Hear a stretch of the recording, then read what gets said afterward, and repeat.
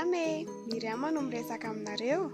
Classe de seconde ao amin'ny lycée moderne Peflo, mandray anjara amin'ny science note première vague ny Explorer Homme. Androany dia hiresaka aminareo ny momba ny lémurien. Fantatrareo ve fa ny lémurien dia biby mampinono mipetraka any anaty ala. Amin'ny ankapobeny, indray mandeha isaky ny 2 taona izy no miteraka, fa misy karazany indray mandeha isa-taona. Ny faharetany voakany enim-bolana eo ka indray andro ao anatin'ny taona iray no misy ovulation vavy dia mila mamantatra ny sinina izay ataony ny lahy.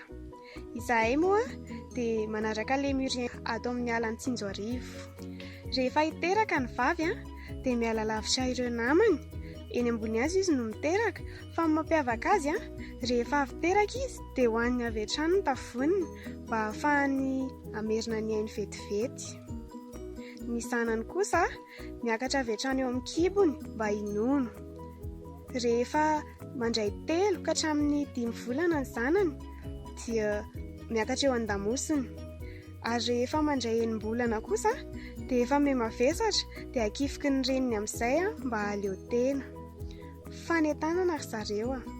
Arovy ny ala satria be dia be ny karazam-biby mipetraka ao aminy. Ao anatin'izany ny lémurien.